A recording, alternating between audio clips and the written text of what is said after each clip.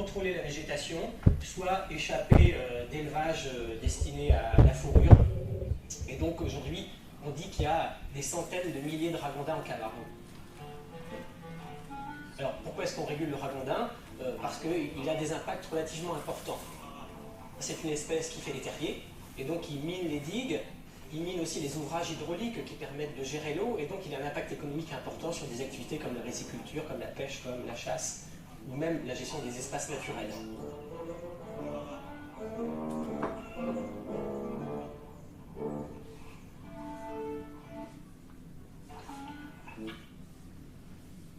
Donc en Italie, entre 2015 et 2000, les dégâts causés par le ragondin aux berges et à l'agriculture a été estimé à 11 millions d'euros. Rien que ça. Les méthodes de lutte contre le ragondin sont les mêmes que celles autorisées par les espèces nuisibles: tir au fusil, tir à l'arc, piégeage, déterrage. La chasse du ragondin est autorisée toute l'année, ainsi que les déterrages et le piégeage par des chasseurs ou des piégeurs agréés, ce qui permet de limiter sa propagation. Bon, je passe sur le fait que les appâts empoisonnés sont interdits maintenant. Alors, j'ai plus l'année en tête. D'après l'association Polémise, le nombre de captures de ragondins dépasse 300 000 par an en France. Alors, on va changer d'espèce. On va aller voir du côté de lapin de Garenne, qui est une espèce sauvage qui est d'origine européenne, qui s'est répandue un peu partout aujourd'hui, à la base de multiples races de lapins élevés à présent dans le monde entier, y compris les lapins nains, qui sont descendants des lapins de Garenne. Donc le lapin de Garenne a une capacité de reproduction, et on va le retrouver pour toutes les espèces, importante, avec plusieurs portées par an de plusieurs petits. Certaines espèces peuvent même se montrer très envahissantes quand les conditions leur sont favorables. Un calcul a été fait avec 5 portées par an pouvant compter chacune jusqu'à 12 petits. On a calculé que la descendance théorique d'un seul couple de lapins de Garenne pourrait atteindre le chiffre de 1848 individus à la première génération si tout facteur de mortalité précoce était écarté. Ceci explique qu'effectivement, en Australie, 24 lapins de Garenne introduits à Melbourne le jour de Noël en 1859 ont suffi à submerger l'Australie, qui a compté jusqu'à 30 millions d'individus. Faute de prédateurs et de virus pour limiter leur prolifération. Seulement 3 ans plus tard, des lapins de Garenne bondissaient par milliers, et en 1865, Thomas Austin, qui a donc introduit le lapin de Garenne, se vantait auprès du journal local d'en avoir tué quelques 20 000 sur sa propriété, où il organisait des parties de chasse. Donc les dommages causés par les lapins aux cultures agricoles sont estimés à 200 millions de dollars australiens, environ 139 millions d'euros par an.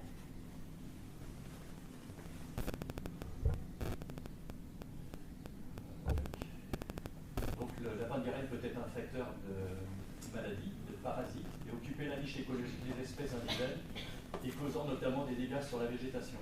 Ce fut le cas lors des essais d'introduction en Europe de lapins américains, en particulier le lapin de Floride, et l'Union européenne en 1889 a décidé de l'éradication de ces spécimens. Donc toutes les maladies comme l'ixomatose, la fièvre hémorragique, la réduction de la dégradation de leur habitat naturel, que ce soit à cause de l'homme ou des changements climatiques, ou bien la chasse excessive, ont progressivement réduit certaines populations de lapins, faisant craindre la disparition locale ou bon nombre d'espèces. C'est le cas donc sur la péninsule ibérique. C'est aussi le cas, un petit peu aussi, de la régression aussi des populations de lapin de Garenne en Camargue. Alors, ce qui est important, c'est cette partie-là. Le lapin de Garenne est aussi à l'origine de mettre en danger des mammifères et des oiseaux prédateurs, comme le lynx et l'aigle ibérique, à partir du moment où la population de lapin de Garenne diminue. On comprend donc tous les enjeux qu'il y a à mettre en place des mesures de protection de ces animaux, comme le préconise l'UICN, l'Union internationale pour la conservation de la nature. Le rat noir, donc, qui est aussi appelé rat des greniers ou rat des champs, est un rongeur commun à longue queue du genre Patus, la sous-famille des urinés, et originaire de l'Asie tropicale. Encore une espèce qui vous est venue de l'Asie. Il est naturalisé sur l'ensemble des continents, à l'exception de l'Antarctique. Il aurait colonisé le Proche-Orient à l'époque romaine avant d'atteindre l'Europe au 8e siècle et de diffuser ensuite dans le monde entier en accompagnant les Européens dans leur voyage. En fait, le rasoir a été introduit par exemple à Port-Cros par les moines qui ont décidé de s'installer sur l'île de Port-Cros et qui ont amené donc avec le blé l'espèce. Et donc il a fallu l'éradiquer sur Port-Cros. Donc pareil, aujourd'hui le rat noir n'est pratiquement plus présent en Europe, il a été substitué par le rat brun qui est le Rattus norvegicus, qu'on connaît dans les labos de recherche en fait. Il peut se reproduire tout au long de l'année, les rats ayant 3 à 6 portées par an, comptant jusqu'à 10 ratons chacune. À chaque fois, on voit effectivement des possibilités énormes de reproduction de ces espèces. Le rat noir vit en moyenne 2 à 3 ans dans des groupes sociaux qui peuvent atteindre jusqu'à 60 individus. Les risques sanitaires, c'est un propagateur de la peste bubonique, du typhus, transmise par la puce du rat, la toxoplasmose ou les trichinoses.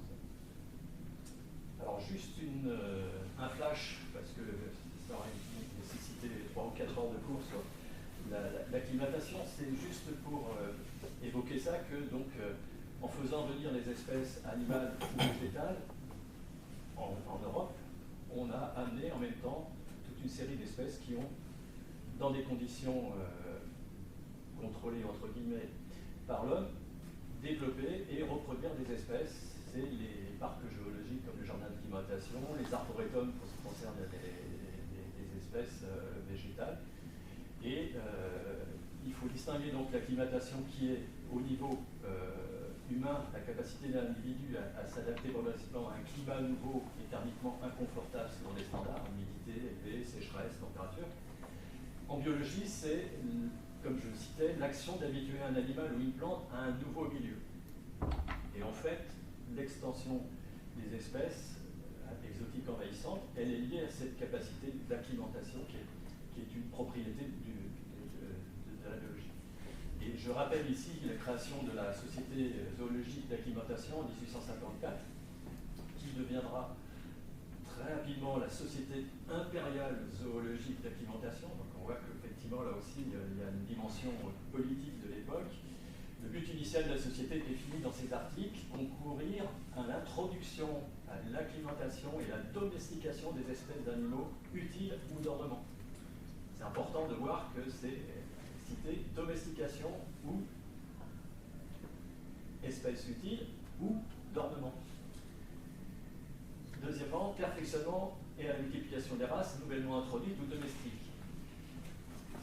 Et on voit en bas la partie concernant les végétaux, qui a été rajoutée après dans l'association, puis une section liée à la colonisation.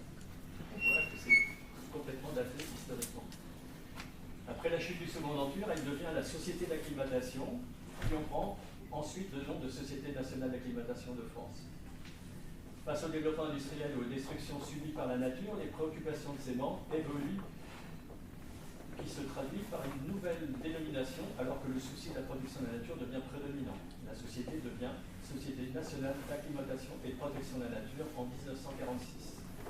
Aujourd'hui, la SNPN est propriétaire de la réserve de Camargue, qui a été donc créée par la SNPN en 1927, et continue la gestion de la réserve nationale de Camargue, qui est aussi labellisée réserve de biosphère et désignée aussi comme un site de Ramsar en 1986.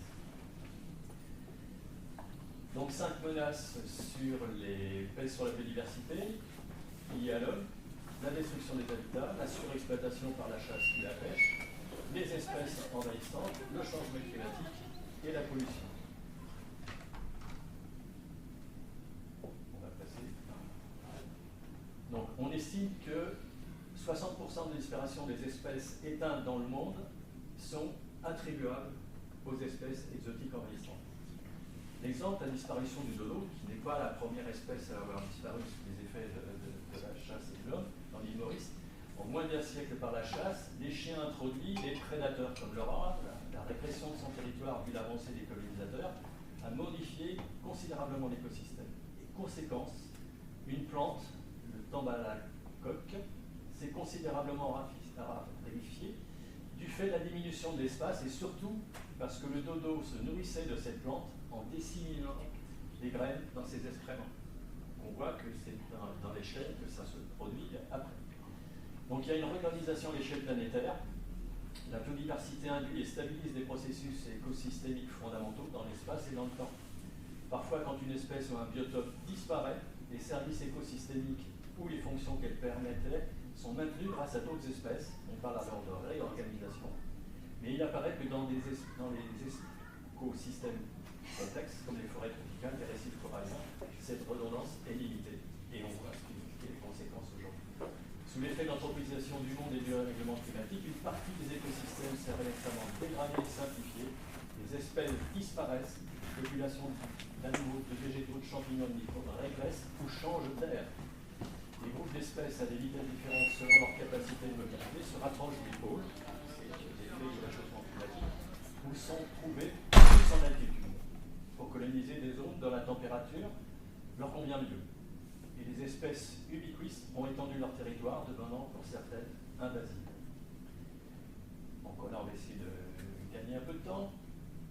La perte de la diversité biologique et l'uniformisation sont les deux caractères qui sont à retenir sur l'impact des espèces exotiques envahissantes.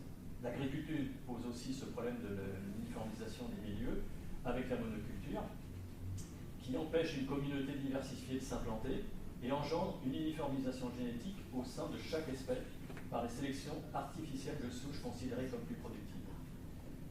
L'urbanisation est un autre facteur aussi, et les activités humaines ont favorisé l'apport d'espèces exotiques dans certains milieux, naturels ou urbanisés, ce qui a pu entraîner une invasion du milieu par ces espèces et contribuer au phénomène d'uniformisation. Donc la perte de diversité biologique et uniformisation que je décrivais avant ont des implications sur le déclin de la biodiversité. Les services écosystémiques, le premier service écosystémique dont on parle beaucoup aujourd'hui, c'est la disparition des pollinisateurs. C'est un des services rendus par la nature justement à l'homme. L'uniformisation est un élément à prendre en compte dans les mesures de conservation de la biodiversité. Il y a une convention sur la diversité biologique. Le taux actuel d'extinction est 100 à 200 fois plus élevé que ce qui serait attendu sans intervention humaine. Le facteur 100 à 200. 75% de la variabilité génétique des plantes cultivables a déjà été perdue. 90% de tous les grands poissons océaniques ont disparu au cours des 50 dernières années. Il est estimé que l'abondance des insectes dans le monde a diminué de moitié en moyenne depuis les années 70 et que les pertes s'accélèrent au cours de la même période. Les populations mondiales de vertébrés ont diminué de 31%, ont 60% sous les tropiques et 40% des espèces d'oiseaux sont en déclin. Les fourmis exotiques envahissantes vont détruire toutes les fourmis locales. En France, on a la fourmi d'Argentine, on a la fourmi électrique dans le sud de la France, on a la petite fourmi de feu qui vient d'arriver en Europe, et on a peur qu'elle arrive. Elle détruit toutes les fourmis locales, elle détruit souvent les autres invertébrés, elle empêche la dispersion des graines que faisaient ces insectes locaux. Donc ça affecte aussi les successions végétales, ça affecte les plantes, elles affectent la pollinisation, elles affectent la structure des sols. Donc elles ont des effets vraiment sur l'habitat et sur l'environnement qui sont très très profonds. Alors juste, puisqu'il évoque la fourmi de feu, elle a été repérée dans l'arbre. Donc les insectes, puisque on a parlé des fourmis, je ne peux pas développer les choses, parce qu'effectivement, je suis pas du tout spécialiste des fourmis, puis c'est quand même difficile de les montrer. Le moustique tigre, vous l'avez tous entendu parler, vous avez certainement expérimenté ici à Espérant les piqûres. Donc c'est une espèce envahissante. Il est présent actuellement dans 100 pays sur 5 continents. Il est présent en France en 2023 sur 71 départements. Bon, je vais passer sur la biologie du moustique tigre. Les culex, c'est une espèce très agressive qui pique 2 jours, avec un pic d'agressivité le matin et le soir. Alors la femelle vit 29 jours à 25 degrés, 32 jours à 30 degrés. Et ils pondent des œufs sur des surfaces solides à quelques millimètres, sur des eaux stagnantes, donc les mares. Et là, c'est aussi lié au propre de l'homme d'avoir des sous-groupes, tout un certain nombre de milieux qui contiennent de l'eau quand on arrose les portes, qui font que ces moustiques vont trouver les moyens de se reproduire. Donc les femelles stockent les spermatozoïdes dans leur spermatèque toute leur vie et pondent 40 à 80 œufs par contre. Par contre. Mais les pondent tous au quotidien? Pas forcément, donc sur une période relativement limitée, qui est la période de la production, mais je ne sais pas si elles pondent plusieurs fois par jour. Mais effectivement, c'est quand même des quantités énormes. Quoi. Climat tempéré, les œufs peuvent réduire leur métabolisme en automne, permettant leur survie jusqu'au printemps suivant. Plusieurs mois en absence d'eau et facilitant l'extension par le transport commercial. Par exemple, quand il y a l'assèchement des mares, il suffit qu'il y ait un orage, une pluie, et les culex ressortent. Donc les nymphes, par contre, sont aquatiques, elles ne se nourrissent pas, le stade nymphal dure de 1 à 3 jours. Les modes de dissémination, c'est bien évidemment le transport passif des œufs, c'est par l'homme. Elle peut transmettre à l'espèce humaine des virus comme la dengue, le chikungunya ou le Zika. Les coûts estimés, c'est 410 millions d'euros sur une période de 1993 à 2018. En 2018, on est largement au-dessus, je suppose, des millions d'euros qui sont dispensés. Vous avez tous vu l'actualité de ce qui se passe, ce qui s'est passé, qui continue à se passer à La Réunion, c'est-à-dire effectivement l'épidémie de chikungunya où il y a 9 décès enregistrés. Donc il faut quand même rappeler qu'avant cette flambée actuelle de 2025, il n'y avait aucun cas de chikungunya n'avait été signalé jusqu'en 2010 à La Réunion. Une grande épidémie qui a touché 260 000 personnes et fait plus de 200 morts entre 2005 et 2006. On passe encore chez les insectes aux frelons asiatiques, dont tout le monde a entendu parler, que peut-être même vous avez pu voir. C'est quand même un animal qui est relativement visible. Et l'anecdote, malheureusement, c'est une femelle fécondée qui était dans une poterie, qui a été ramenée par un touriste et qui a passé la douane. Et puis, comme la femelle était fécondée, elle a pondu ses œufs et les œufs se sont développés. Et de cette seule femelle, on a aujourd'hui le frelon partout en Europe, et particulièrement en France, puisque c'était l'origine. Et c'est une espèce qui est originaire d'Asie, avec une aire de répartition dans les zones à climat tropical ou continental. On voit bien donc l'Asie qui est citée là. Il y a une sous-espèce de couleur noire, c'est celle qu'on a ici en Europe, qui a été introduite en 2003. Comme je vous le disais, donc est devenue maintenant une espèce envahissante. En avril 2020, ce frelon avait colonisé presque toute la France et atteint le Portugal, l'Espagne, l'Italie, l'Allemagne, la Belgique, la Grande-Bretagne, les Pays-Bas et la Suisse romande. Et je ne serais pas étonné que la liste soit encore à mettre à jour.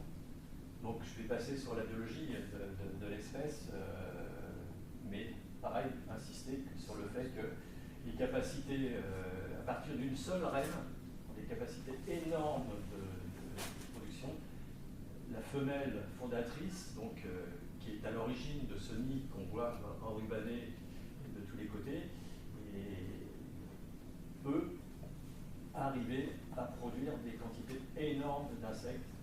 Et il y a donc des ouvrières.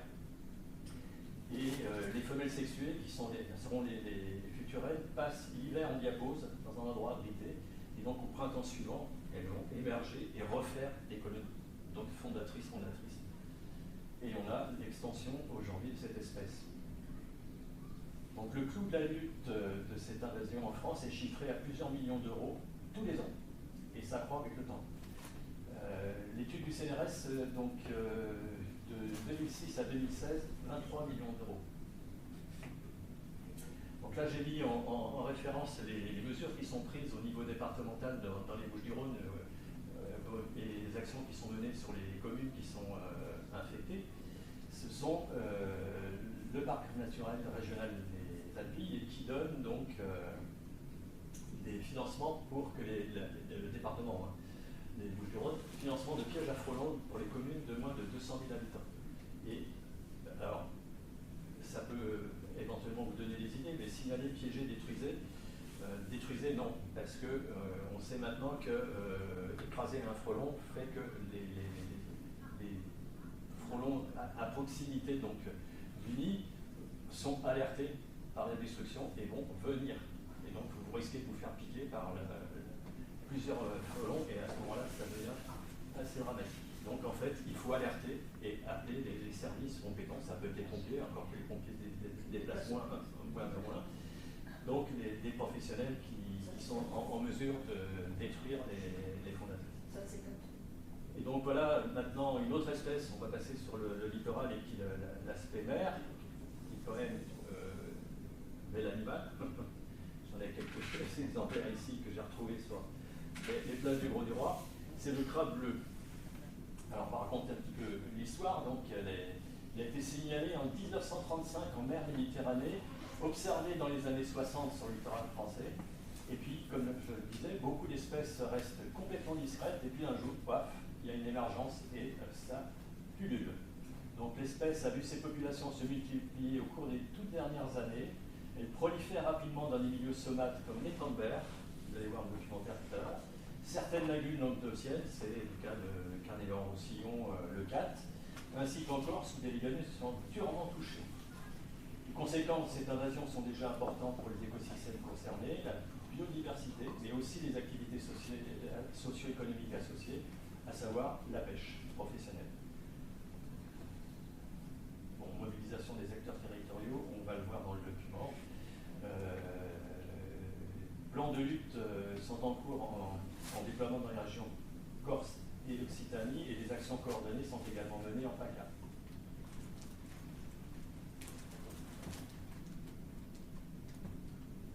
Un crustacé devenu la hantise des pêcheurs. Une femelle comme celle-ci, elle pond de 700 000 à 2 millions d'œufs. Donc là, on est en plein dans le pic d'activité. Donc je pense que pour l'année prochaine, on risque d'avoir de gros soucis. Il mange tout, hein. Il attaque les coquillages, il attaque les poissons, les juvéniles. C'est pas un crabe rigolo, quoi. C'est pas une favouille. Depuis le début du mois de juillet, les pêcheurs sont donc dans l'incompréhension. La multiplication de l'espèce s'est rapidement accélérée. Des crustacés très voraces qui provoquent également des dégâts dans le matériel de pêche. Le crabe est reconnaissable par ses pinces bleues. Ici, vous le voyez, c'est un mâle. Et le fléau des pêcheurs, eh bien, c'est notamment ces trous qui sont faits dans les filets. Peu de poissons peut rester. Et puis également une perte économique puisqu'il faut racheter le matériel. Vous l'avez compris, ces crabes bleus, c'est devenu le fléau des pêcheurs ici sur les tempères. Et leur prolifération fait chuter les revenus. J'ai 2 bateaux et je suis là et là pour me débarrasser d'un des bateaux. Parce que je sais que si ça continue comme ça, je ne pourrais pas exploiter avec mes 2 bateaux et financièrement, ça va être une perte. Pollution, changement climatique, pour l'heure impossible d'expliquer cette situation. Dans ses locaux, le GIPREB, le conseil scientifique de l'étang-de-mer, analyse scrupuleusement l'espèce pour comprendre. On a 2 actions prioritaires qui sont d'un côté essayer de faire de la régulation en maximisant les actions de pêche scientifique pour extraire le maximum de crabes de l'écosystème. L'autre chose, c'est travailler sur la valorisation locale, en essayant de trouver des filières, que ce soit faire de la soupe ou faire autre chose, pour essayer de faire une ressource complémentaire pour les pêcheurs. Chaque jour, près de 1000 crabes bleus sont étudiés. On va passer là sur le Petit Rhône, donc à l'extrémité de l'autre côté des Saintes-Maries de la Mer, vous l'avez ici, donc l'étang d'Icare, sur des pêches qui ont été faites pour donc évaluer la biodiversité des étangs. Je passe assez rapidement, tout simplement pour vous parler effectivement que sur 216 animaux capturés, le crabe bleu, 46 individus pêchés puis détruits. 20% des résultats de pêche en termes de masse et d'effectifs sont le crabe bleu dans les marais. Ça vous prouve là encore l'étendue des dégâts. Et donc il y a une synthèse, il y a eu un colloque qui s'est tenu entre les différentes régions Occitanie, Corse et PACA à Bastia sur cette problématique et qu'est-ce qu'on peut faire, donc quelle stratégie à adopter pour l'éradiquer. Donc les pêcheurs professionnels donc, ont l'interdiction de relâcher les crabes qui qui sont fichés pour empêcher le développement justement de l'espèce. Qu'est-ce qu'il leur faut? Pardon? Ils leur font pour le Niger. Eh ben, actuellement, si vous avez vu dans le document, le JPREB, dans les temps de verre, est en train de réfléchir, hein, non pas créer des filières, mais faire que cette biomasse liée au crabe bleu, eh ben, elle soit éventuellement valorisée sous forme de soupe de poisson. Donc, voilà, mais c'est une option. Par exemple, je sais qu'à Leucate, ils sont en train de réfléchir, pareil, à éventuellement commercialisation, parce que c'est quand même des animaux assez énormes, quoi. Et bon, pareil, problème de la réglementation qui est encore en cours. Là, c'est important, c'est de voir l'envahissement par le crabe bleu, qui est venu d'Amérique, hein, sur tous les littoraux de la Méditerranée, exception de cette partie-là.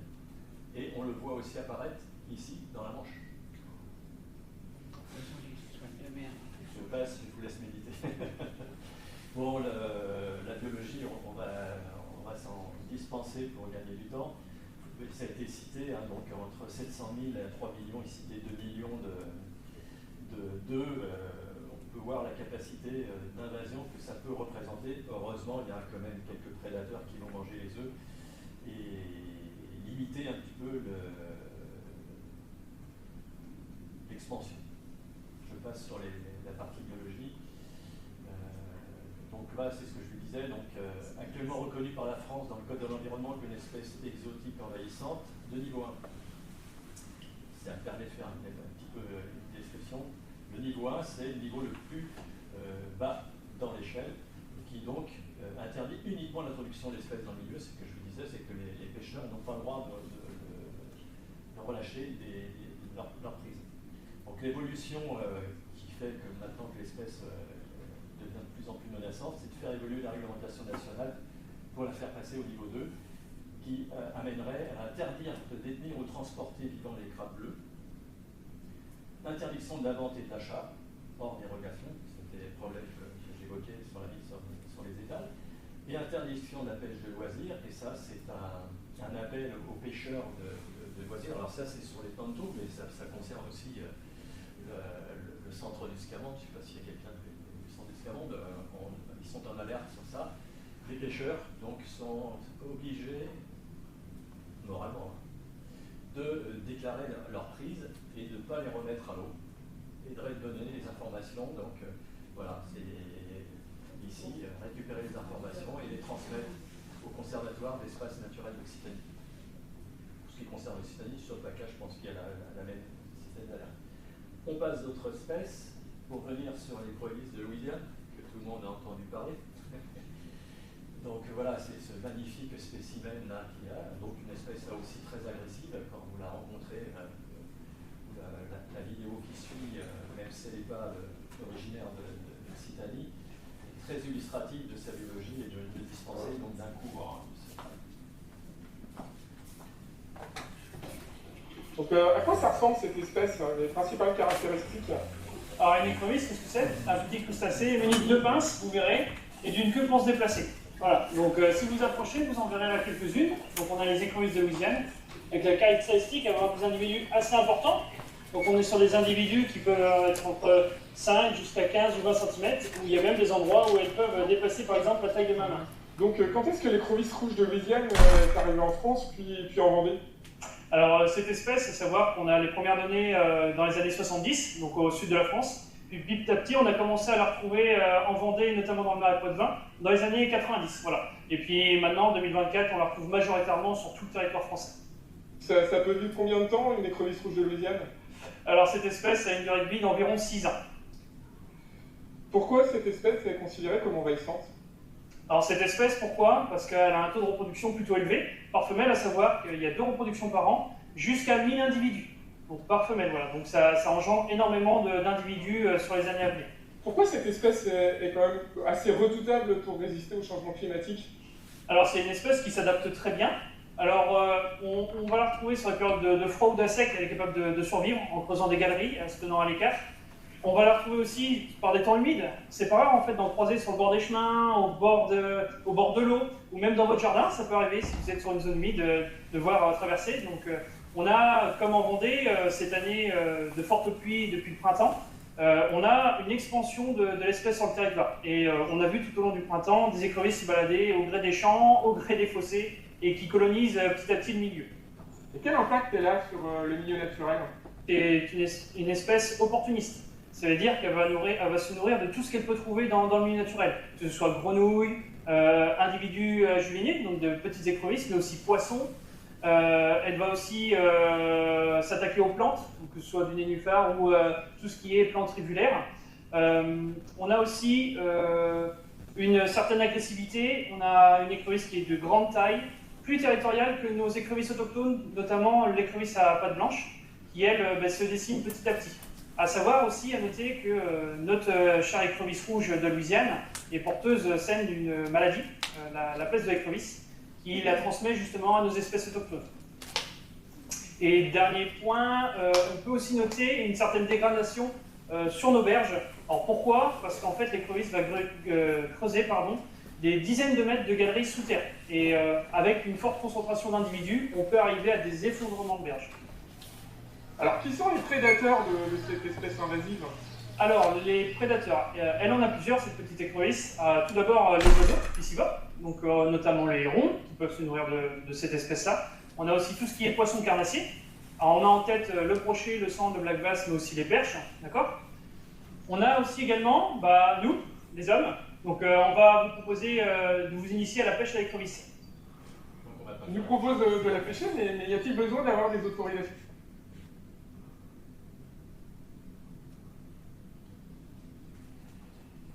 particulière pour pratiquer la pêche de l'écrevisse? Alors oui, tout à fait. Même si on capture une espèce à caractère envahissant, on y reviendra tout à l'heure, il faut être titulaire d'une carte de pêche, journalière, une personne majeure, mineure, etc. Mais c'est important de s'acquitter d'une carte de pêche. Comment?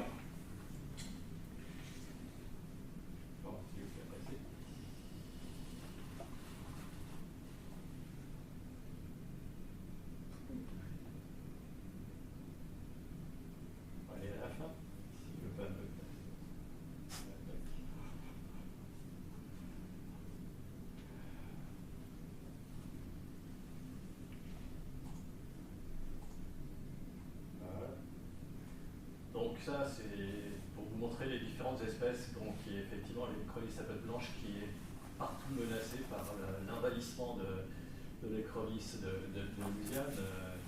Si vous voulez en voir, moi je les vois assez souvent près de Saint-Martin-de-Croix sur l'étang, sur les berges, et surtout à l'automne quand elles vont se réfugier dans les berges et, comme c'est cité dans le document, s'enfouir. Et on voit des densités. L'exemple précis aussi de l'envahissement, c'est des mares temporaires qui sont dans les gorges, pas dans les gorges du Gardon, mais sur les mares temporaires du Gardon, dans une espèce de base, en fait, qui sont des marnes, et on les voit. C'est hallucinant. Ils n'ont rien à faire ici, mais ils sont là. Donc voilà, donc là aussi c'est pareil, donc c'est pour dire qu'effectivement il y a une mobilisation ici. En Sologne, on a parlé de la Vendée, en Camargue c'est massif, je veux dire, c'est pareil, on la voit assez souvent. Passons à une autre espèce qui là aussi est observable sur le sentier du Courbouillet, si vous vous baladez, voir les cistudes sur les branches. Ce style de photo, alors c'est pas la mienne, ça c'est extrait le document du CEN Occitanie, qui est aussi la tortue de Floride. Tortue de Floride qui est issue là aussi d'Amérique du Sud, comme son nom l'indique, et qui a été élevée pour des questions d'agrément. Parce que quand elles sont toutes petites comme ça, c'est magnifique, les couleurs et tout. Il y a eu un commerce florissant dans les années 70 qui fait que beaucoup d'animaleries ont fait des choux gras, pour pas dire des couilles en or, avec ces tortunettes à qui on n'a pas dit que ces espèces-là allaient grandir jusqu'à atteindre des proportions de 20 cm. Et ils les ont relâchés dans la nature. Et donc on a aujourd'hui la tortue de Floride qui là aussi est dans une situation en France où les chiffres sont énormes. De 89 à 94, 4 millions de tortues auraient été importées et vendues rien qu'en France. Moi, je me rappelle très bien, donc Éric Coulet, qui était à l'époque directeur de la réserve de la SNPN, donc en Camargue, qui, avec les inondations, alors je ne sais plus si c'est de l'île ou avant, c'est avant, me disait, mais nous, on a fait des prélèvements et on a trouvé une tortue de Floride de 70 cm dans l'étang du Lac-Caresse.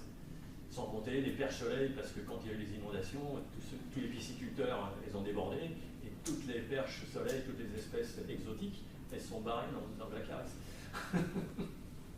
Voilà, c'est-à-dire qu'effectivement, on n'a pas voulu, mais les conditions climatiques ont fait que ça a débordé. Donc voilà, elle est dans toutes les zones humides du pourtour méditerranéen. Elle menace la cistule d'Europe, qui était sur les photos de chaque côté. Pareil, il y en a énormément sur le sentier du Courrouillet. Demain, je fais une sortie nature, mais on n'aura pas l'occasion de pouvoir y aller pour des problèmes de timing. Parce qu'elle est compétiteur, alors pas simplement par rapport à la ressource, mais par rapport à l'ensoleillement. Quand les cistules émergent, donc on les voit sur les arbres pour se réchauffer comme tout reptile, et on voit parmi eux des tortues fleuries. Et donc les jeunes tortues de cistules, les œufs aussi, se font bouffer par les tortues fleuries. Donc réputé assez vorace pour vider une mare de la plupart de ses amphibiens et végétaux supérieurs, l'adulte est bien omnivore. Et pareil sur les questions de reproduction. Voilà. Les tortues sont, comme d'autres reptiles, sont longtemps reconnues comme source d'infection humaine à la salmonelle. Donc là, c'est un magnifique accouplement de tortues. Donc c'est une photo extrait du site Naturopark. Naturopark est un parc qui recueille aussi les tortues fleuries. Il y a différents lieux où on peut conduire quand on a des tortues fleuries. Si on veut se débarrasser, il est conseillé d'aller dans ces centres qui les hébergent. Donc capacité de la reproduction, femelle peut pondre plusieurs fois par an, 2 en moyenne. Chacune des pontes comprend entre 5 et 20 œufs. La durée d'incubation varie entre 60 et 80 jours. Donc la tortue n'est plus en vente libre en France, il faut donc être titulaire du certificat de capacité et d'une autorisation d'ouverture d'établissement pour la posséder. Comme pas mal d'espèces. Et malgré tout ça, alors là c'est pas des tortues fleuries, mais c'est des tortues grecques a priori. C'est un trafic de tortues qui a été saisi par les douanes. Alors j'ai mis ça aussi parce que aujourd'hui, beaucoup d'espèces sont interdites d'introduction sur le territoire français. Mais aussi, on le verra après, dans beaucoup de pays, au niveau des douanes, maintenant, il y a des services spécialisés pour saisir les espèces. On pourra peut-être l'occasion d'y revenir. On va passer du côté des mammifères, avec un petit écureuil sympa, et pas très sympa pour la biodiversité et le biotope. C'est l'écureuil de Pallas, qui est une espèce qui vient d'Asie, donc de Birmanie, de Chine, de Thaïlande et d'Indochine. Rien que ça. Donc elle a été introduite en Argentine, au Japon en 1935, où elle est considérée comme invasive. Elle a été introduite en Belgique en 2004, en France dans la région d'Antibes, c'est le documentaire qu'on va voir avec l'Office français de la biologie, de la biodiversité, pardon, lapsus révélateur. Dans les années 70 et dans les Bouches-du-Rhône en 2014. Donc si j'ai l'écureuil de Pallas, c'est qu'à très loin d'ici, à Istres, donc à Improsin, il y a un foyer d'écureuil de Pallas. Et en Angleterre, il y avait la grosse écureuil gris qui prédatait les petits écureuils roux. C'est ça, c'est exactement cela. Je lance la vidéo si tu veux bien y arriver. Et voilà. Ils n'ont pas les oreilles dressées comme les écureuils roux. Comme les fleurs, je ne meurs pas, je sors. Est-ce que vous pouvez nous en dire un petit peu plus comment il se présente et comment il est arrivé ici? Donc l'écureuil de Pallas, c'est un écureuil asiatique qui est arrivé dans les années 60, on suppose, par des voyageurs qui les ont ramenés. Et après, soit ils se sont échappés, soit ils avaient été relâchés, parce que c'est pas un animal de compagnie qui est agréable, c'est un animal qui se laisse pas manipuler. Et quand on avait un écureuil roux sur un territoire, on avait à côté, on pouvait monter à 10-15 écureuils de Pallas. Donc là, on s'est dit que ça allait forcément impacter la population d'écureuils roux, ce qui par la suite a été vérifié. Ça ne serait pas illogique, en fait, que ce réchauffement climatique favorise les espèces. et puis au détriment des nôtres qui, elles, sont habituées à un isotherme qui va être différent. Le ministère nous a ordonné de faire un plan de lutte contre l'écureuil de Pallas. Je ne sais pas pourquoi, en faisant la conversion, il repart en boucle. Pas grave. Donc c'est une espèce arboricole, vous l'avez vu, donc ça c'est Antibes. On va passer sur les trucs. Donc en captivité, il vit jusqu'à 17 ans. Il est diurne, donc il habite une grande partie de la canopée forestière. Les femelles occupent des domaines vitaux seulement de quelques hectares et qui ne chevauchent pas généralement entre femelles. Donc il n'y a pas de compétition au niveau des territoires des femelles. Par contre, les mâles passent d'un autre territoire des femelles à l'autre et ils sont pas afféolés, ils ne vivent pas en couple permanent. Donc ils se reproduisent tout au long de l'année, peuvent se reproduire dès qu'ils ont sevré une portée précédente. Tchac, tchac, tchac, tchac. C'est comme les lapins.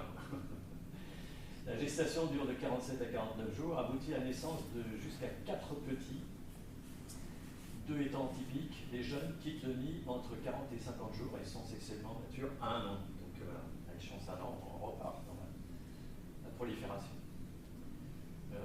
Principalement herbivores, mais on a relaté des cas où effectivement on pouvait se nourrir d'insectes, de graines de fruits et des œufs d'oiseaux exceptionnellement. Et comme les autres écureuils, dont l'écureuil roux, ils cachent des glands à l'automne. Et là, vous allez voir pourquoi j'ai choisi cette vidéo. Quand on additionne tout cela, on se retrouve avec pas quelques dizaines de kilos, quelques centaines de kilos à la fin qui sont perdus. Comme les fleurs, comme les fleurs, comme les fleurs, je ne meurs pas, je pars. Quand vous allez dans le parc du Juan-l'Épée, bien vous apercevez que déjà, un porte à manger à l'écureuil est bien marqué maintenant de ne plus donner manger à ce type d'animal. Et c'est tellement joli ce petit écureuil qui est là, qui se promène. Les enfants te les donner à manger. En moralité, les animaux ne sont pas bêtes, ils sont 40-50 à descendre à manger régulièrement dans le parc. Ils se nourrissent régulièrement de ce qui leur est apporté. À la fin, ils se remultiplient. Et quand ils sont trop nombreux, ils changent d'azimuth. C'est-à-dire qu'ils vont ailleurs, ils vont dans les campagnes. Et au fur et à mesure, ils s'égayent à droite et à gauche, vers l'ouest, vers l'est.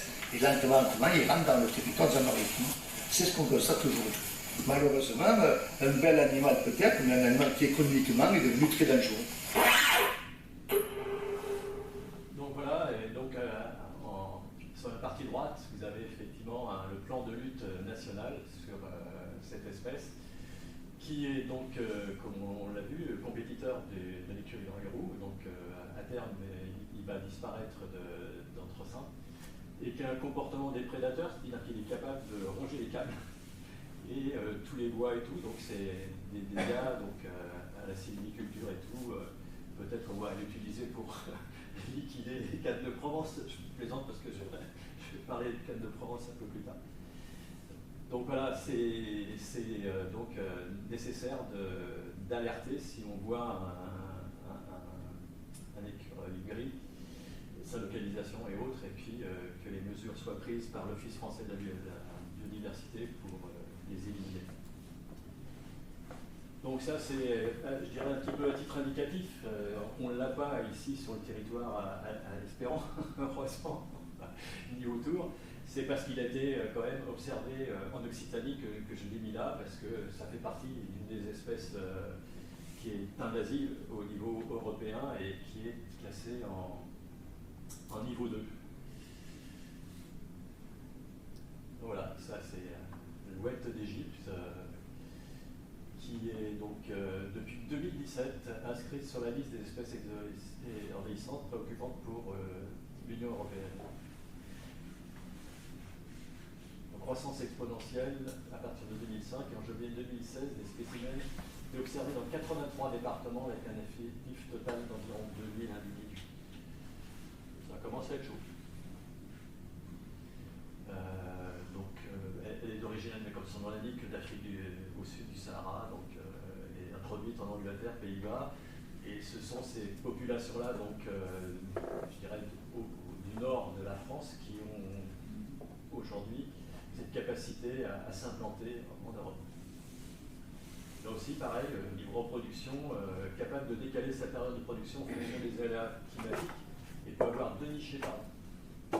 Toujours cette capacité de reproduction qui est absolument fantastique chez les espèces envahissantes. Voilà, donc on va passer sur la partie flore. Les fameuses griffes de sorcières.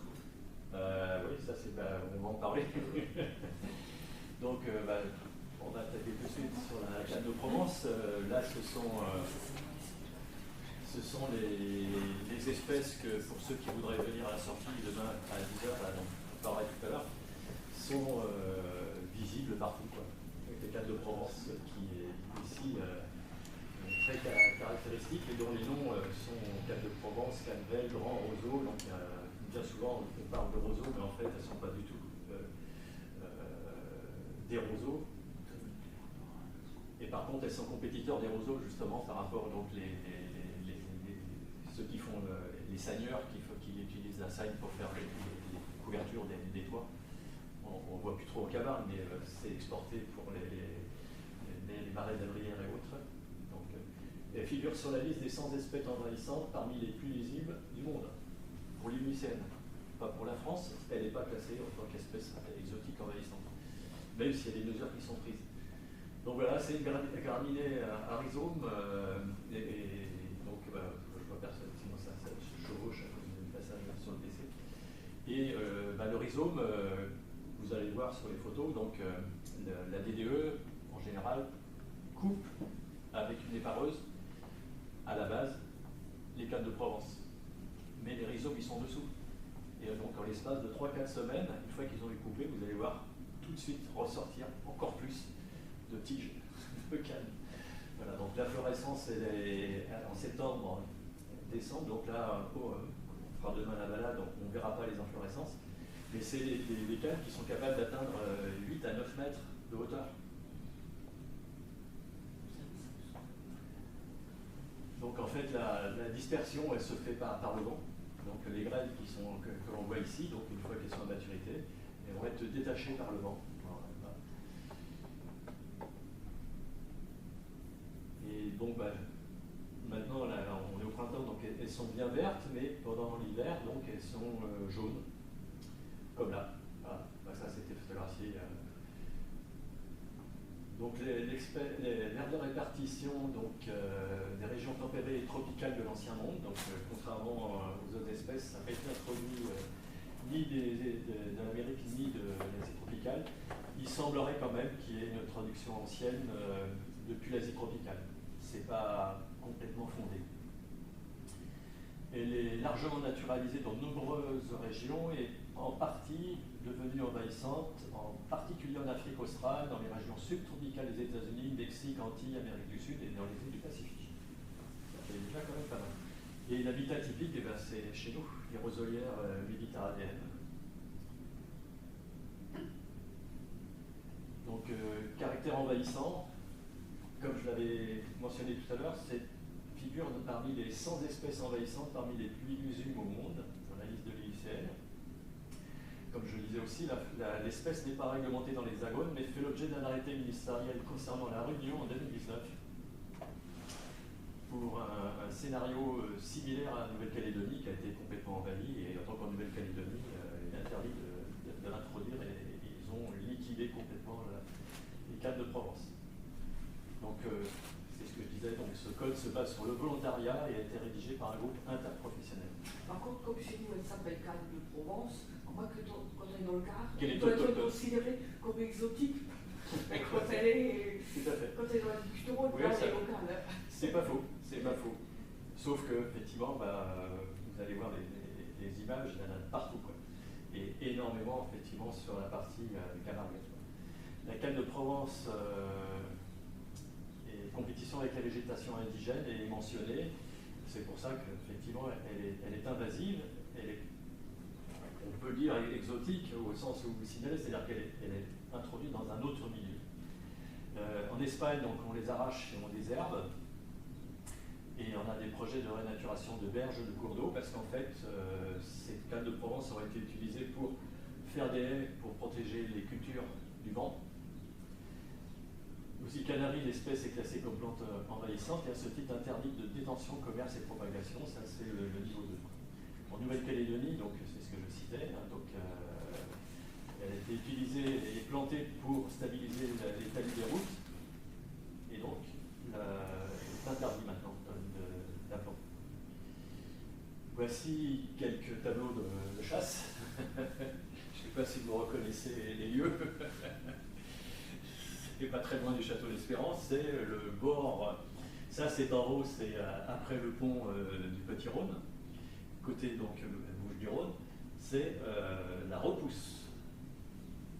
Une fois que ça a été complètement coupé par la DDE, donc avec les paroses, c'est la repousse un mois après. On ira voir ça demain si vous voulez participer à la balade. La photo qui est à droite montre la hauteur, justement, c'est-à-dire qu'il y a au premier plan l'herbe de la pampa qui est déjà à 2 à 3 mètres et l'inflorescence des cannes de Provence qui est à 8 mètres en haut. Ici en bas, c'est le long du canal.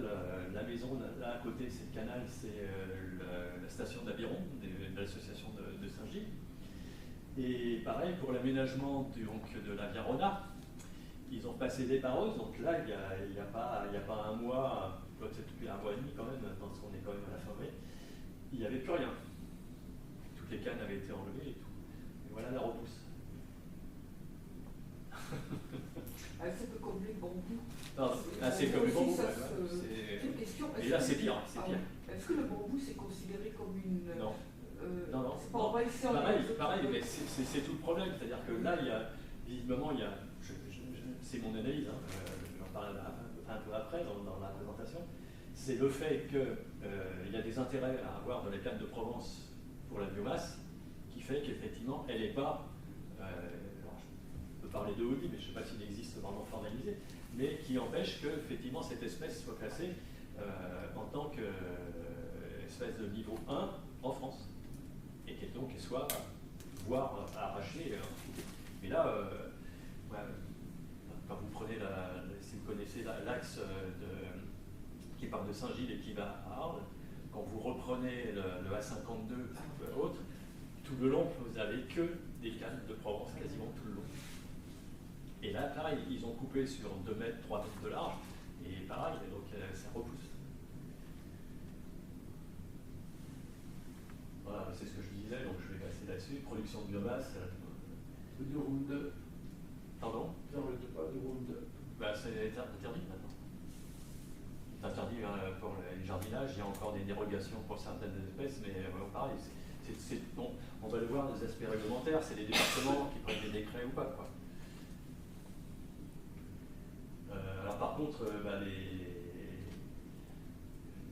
du côté de l'homme, c'est des problèmes des gens qui utilisent des calices qui vont se récupérer des dermatoses absolument spectaculaires et spécifiques, gigantesques, quoi.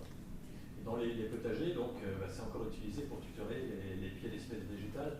Donc en fait, ce qu'il faut recommander, c'est que les gens qui en ont dans leur jardin ou autre, ils les coupent et qu'ils empêchent leur prolifération. Ici en haut, je ne sais pas si vous connaissez, ici le sentier du Corbouillet, c'est toute une longueur comme ça qui doit durer peut-être, je sais pas, plus d'1 kilomètre, quoi, globalement. Alors il y a des interruptions parce que des fois il y a des chemins, puis il y a un centre qui a été créé. En bas, c'est juste à côté donc le fameux sentier de la Via Rona, qui c'est le débouché d'une roubine qui est bloquée en fait ici, et on voit donc les cannes de Provence qui envahissent de chaque côté, jusqu'à combler. Ça ici, c'est à Fos-sur-Mer. J'ai fait la photo parce que c'est assez extraordinaire. Il y a 2 cannes de Provence, 2 pieds de cannes de Provence qui poussent dans le béton. Ça devient du délire. Voilà, donc on va revenir sur les herbes de la Pampa. Alors c'est merveilleux, je me fais plaisir à faire des photos ici. Alors ça c'est à Fos-sur-Mer, quand vous prenez la route pour aller sur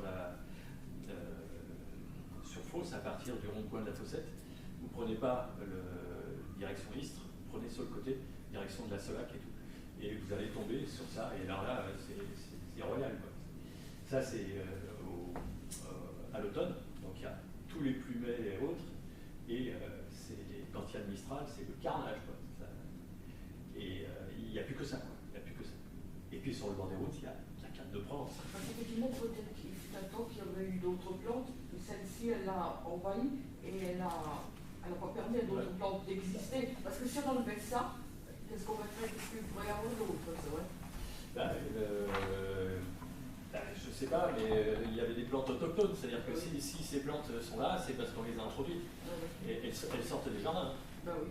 Mais après, elles ont dévoré, elles ont complètement disparu, alors les plantes autochtones, oui, mais tout ça. Vous allez voir, c'est pareil. Donc, je signalais que quand il y a un coup de Mistral, tout s'envole et que les graines vont être dispersées très très loin. Et il y a des zones qui sont complètement envahies. Je vais vous faire voir, vous allez être assez surpris des images parce que je les ai photographiées ici à côté d'Espérance. Donc on va passer sur le truc. Donc comme son nom l'indique, à Pampa, c'est que ça vient d'Amérique du Sud, du Brésil, Paraguay et autres.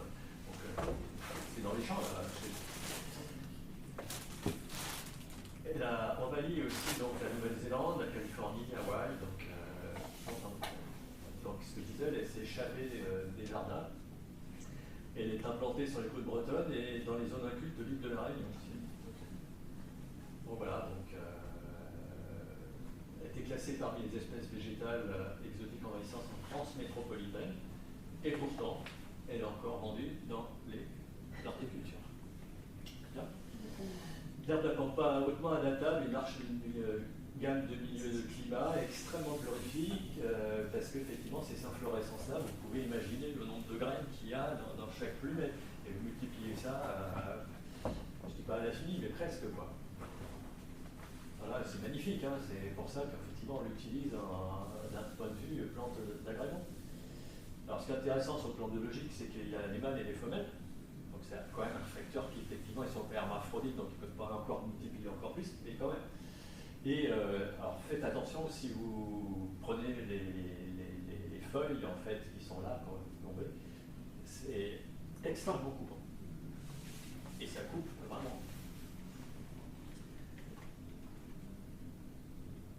Bon, la floraison, c'est de juillet à octobre sur le littoral méditerranéen.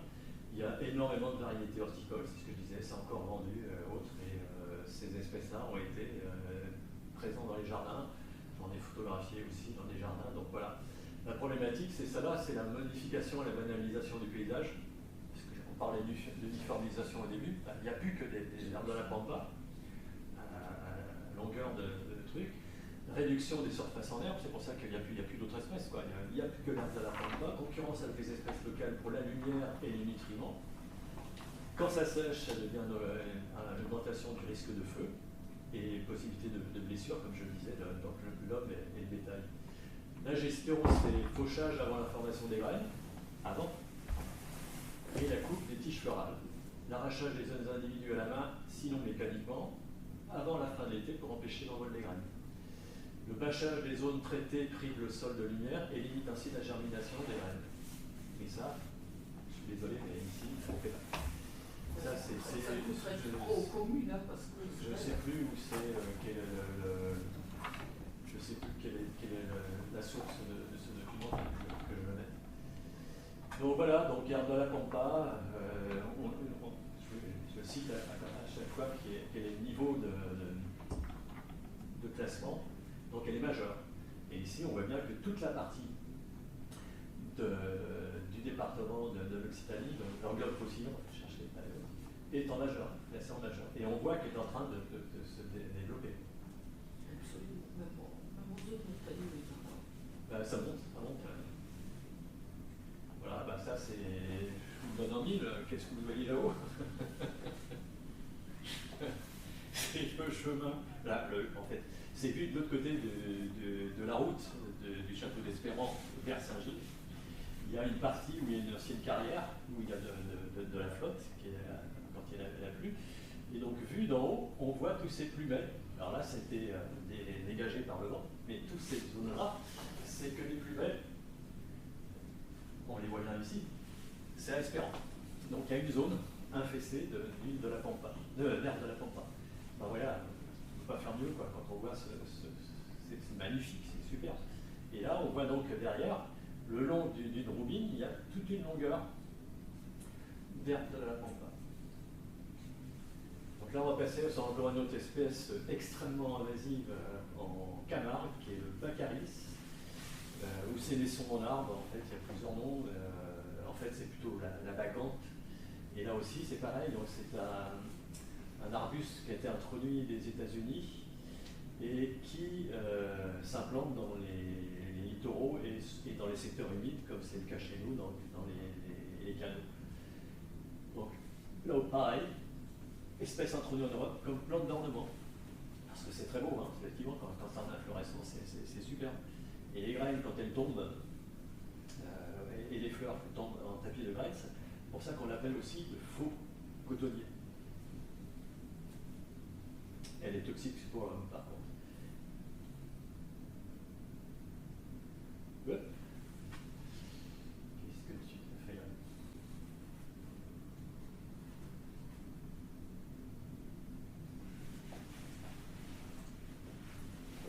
Donc voilà, ça c'est sur le bord du canal qui va de la hauteur du centre du Scamandre vers Galician, sur le bord.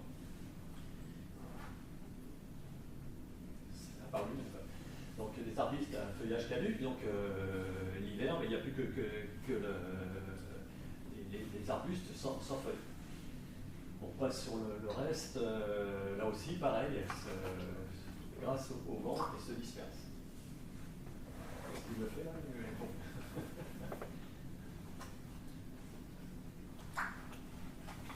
Donc j'ai activé quelque chose qu'il ne fallait pas, mais c'est pas grave, on va continuer avec. C'est-à-dire qu'en fait, il est en train de faire ma dictée. Donc le Baccharis est extrêmement envahissant, donc sa diffusion ou ventilation dans l'environnement sont interdites, donc il est classé au niveau 2. Et les particuliers qui donc les ont donc obligent leur arrachage. Je ne sais pas au niveau du Gard s'il y a une particulière. Donc largement naturalisé dans de nombreuses zones littorales, donc bassin d'Arcachon, on va voir effectivement un document sur la... On s'excuse, mais on doit partir. Désolé.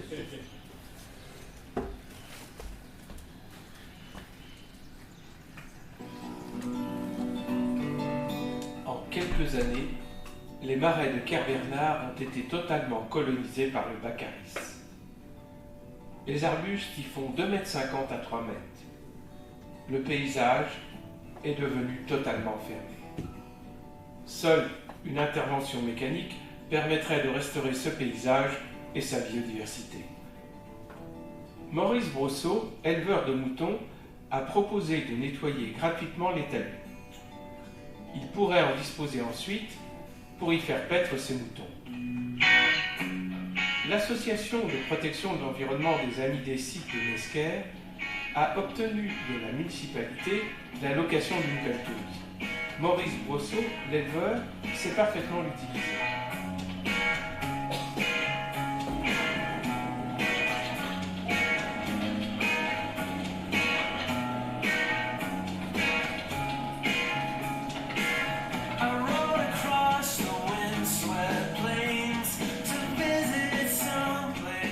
En moins d'une semaine, près de 3 hectares de talus ont été débarrassés des arbustes invasifs. Par précaution, Maurice Brosseau fait une deuxième intervention mécanique sur les talus avec un rotavator. L'objectif est de broyer les racines de Baccharis qui sont restées dans le sol. Ce travail du sol semble très efficace car on voit l'énorme différence 1 mois et demi après l'arrachage. Sur ces zones qui n'ont pas été passées au rotavator, les repousses sont déjà très abondantes. Désormais, le paysage est à nouveau ouvert. Après les pluies de l'automne et d'hiver, une nouvelle flore riche de biodiversité devrait s'installer. Même si de jeunes pousses de Baccharis apparaissent, elles constitueront un mets de choix pour les dents des brebis.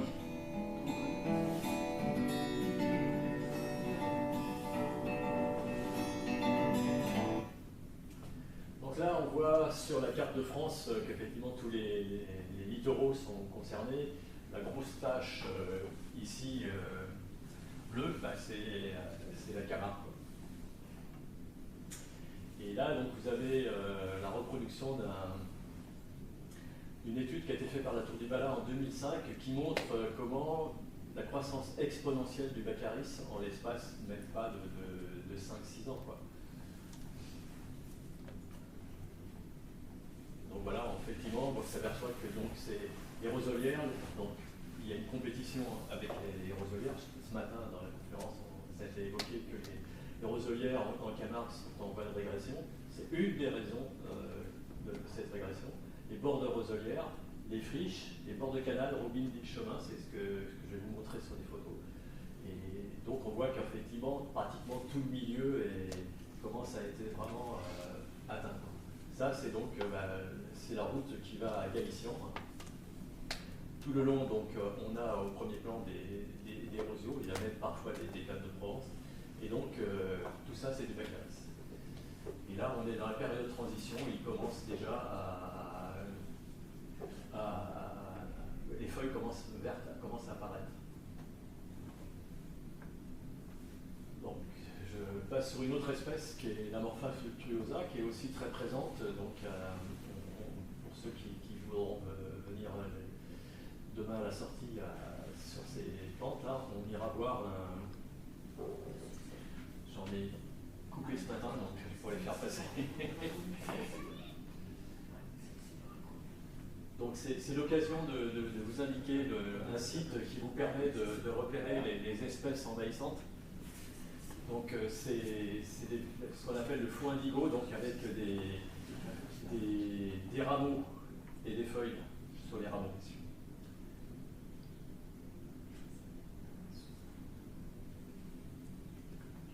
Donc espèce envahissante qui se ressème abondamment, généralement autour du pied de mer et disséminée par l'eau. Donc en fait, vous allez avoir sur les bords des canaux des linéaires de Baccharis.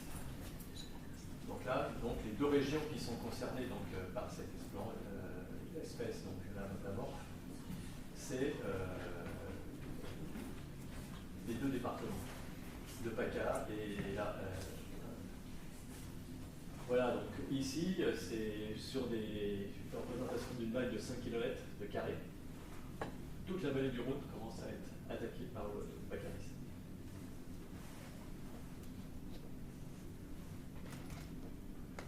Voilà, bah ça c'est là où on ira demain, donc à hauteur de Salier. La griffe de sorcière.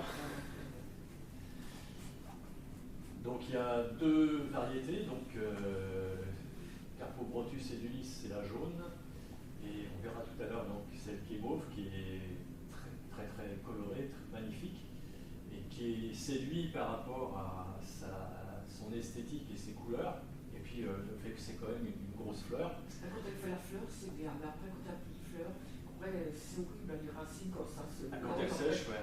Ben, vous allez voir les photos de la cata que ça représente. Donc, c'est une plante grasse qui vient d'Afrique du Sud.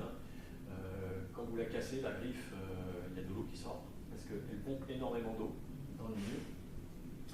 Et c'est une plante qui est venue d'une plante d'ornement, mais qui a échappé donc, des jardins.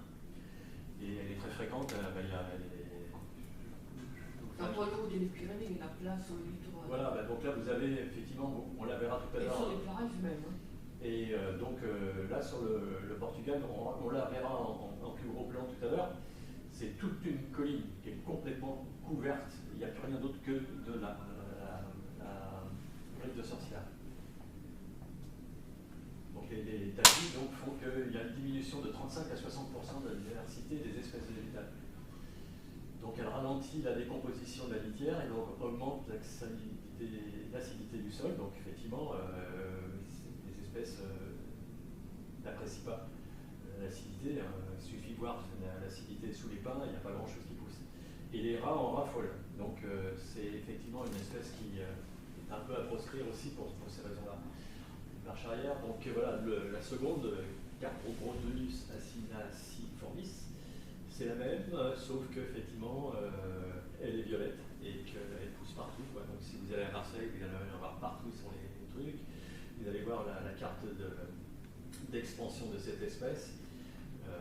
Donc là, pareil, le fruit charnu produit de 1000 à 1800 graines de 1 mm qui sont incluses dans un mucilage. Donc en fait, ça progresse. Il y a des poussées qui se font. Voilà, donc on a un peu la chance, je dirais, mais en même temps, c'est pareil, c'est une espèce exotique en Asie. Si on regarde sur la partie de la Camargue, on voit que toute la frange méditerranéenne à l'ouest, de Perpignan jusqu'à près, je dirais, Montpellier, et ça déborde sur la Tyrol, c'est une invasion totale. On a Bauduc, Piémonçon, les Saintes-Maries-de-la-Mer, qui sont là aussi impactés. Pour Saint-Louis-du-Rhône, vous allez voir des images, et puis après vous avez toutes les calanques, et ça remonte jusque sur la Côte d'Azur. Et puis la Corse, n'en parlons pas, quoi, c'est en pays. Voilà, donc la photo en haut, c'est par Saint-Louis-du-Rhône, en bord de mer, mais du côté côté Fos, donc dans le golfe de Lyon.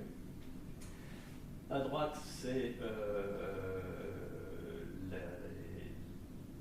suis en train de chercher.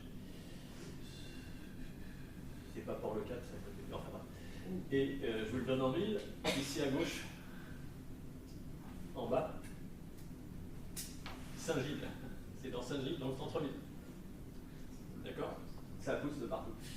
Donc voilà, c'est problématique pour son expansion. Donc voilà, les moyens de lutte, c'est ce que fait le Conservatoire d'études des espaces de Provence, l'espace naturel donc de PACA, qui, sur le Var, arrache manuellement les griffes de sorcières pour empêcher leur prolifération et effectivement qu'il n'y ait plus que, comme dans le Portugal, des griffes de sorcières à perte de vue. Il y a des campagnes qui sont lancées, donc vous y participez aussi. Voilà, voilà l'image de toute une colline, toute une montagne qui est complètement recouverte de griffes de sorcières. C'est horrible quand après ça devient noir, le sol, et puis on dirait que ça a été brûlé, c'est bien horrible. C'est roux, horrible. Donc voilà, après, pareil, hein, il faut signaler quand il y a effectivement des envahissements de ce type.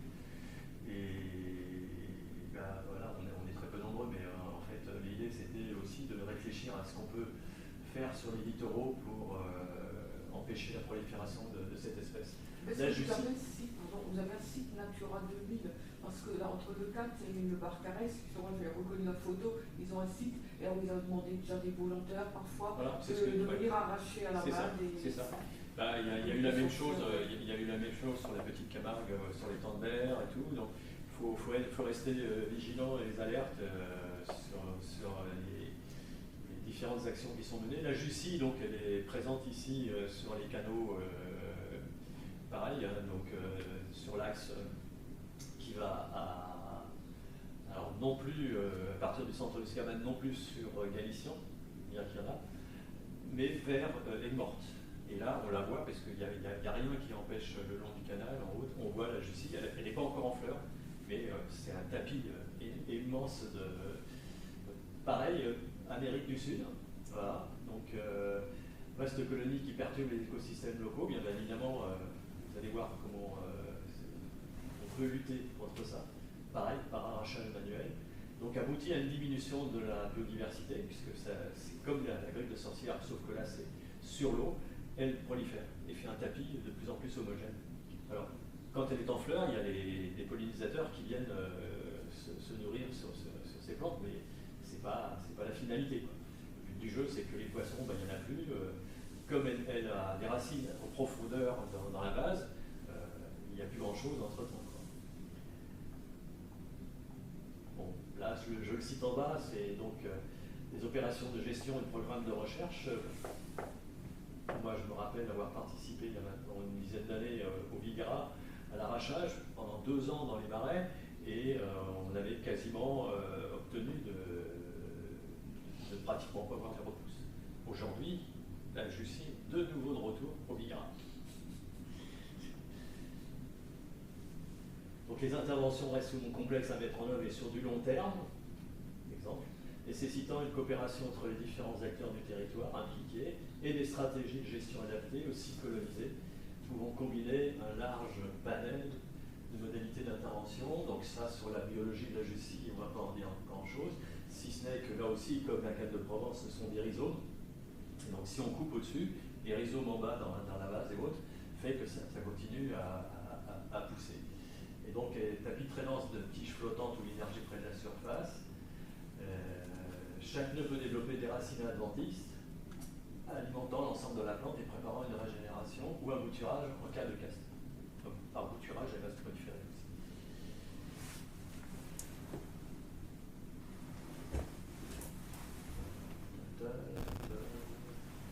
Voilà, c'est ce que je disais, donc des racines jusqu'à 3 mètres de fond.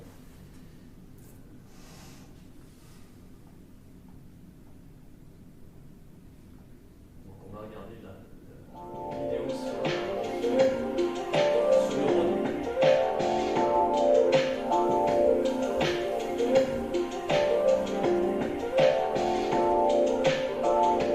La jussie, cette plante invasive, est originaire d'Amérique du Sud. Elle est arrivée dans nos bassins d'ornement et du coup s'est répandue dans la nature comme toute plante invasive. On arrache la jussie parce que cette jussie justement étouffe tout ce qui est plante locale et impacte tout ce qui est biodiversité dans le milieu aquatique.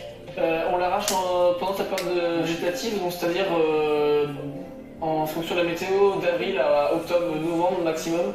C'est la période où elle est immergée de l'eau. L'arrachage manuel de la jussie, c'est-à-dire saisir la plante et la tirer délicatement pour essayer qu'il y ait un maximum de réseaux racinaires qui viennent avec la plante quand on tire dessus.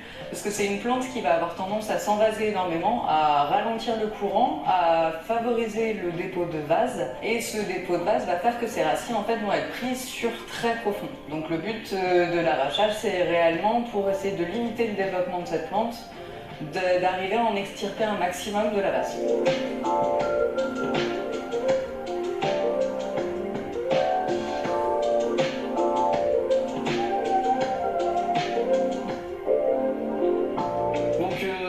La jussie principalement sur l'axe Vienne, donc de Val-d'Yvienne aux Ormes, ce qui représente en gros 72 km de cours d'eau. Une volonté politique depuis 2007 de vraiment retirer cette plante invasive du milieu aquatique, et de la Vienne en particulier. Lors de l'arrachage de la jussie, on doit être relativement vigilant, étant donné que le moindre nœud de cette plante, la moindre petite partie, lorsqu'elle va s'écouler au fil de l'eau, va pouvoir produire des racines et générer de nouvelles plantes. C'est vraiment une plante qui se bouture très facilement et très rapidement. Et donc lors de l'arrachage, on essaye un maximum d'éviter le départ de petits bouts de jussie au fil du courant qui risqueraient d'aller créer d'autres herbiers un peu plus loin.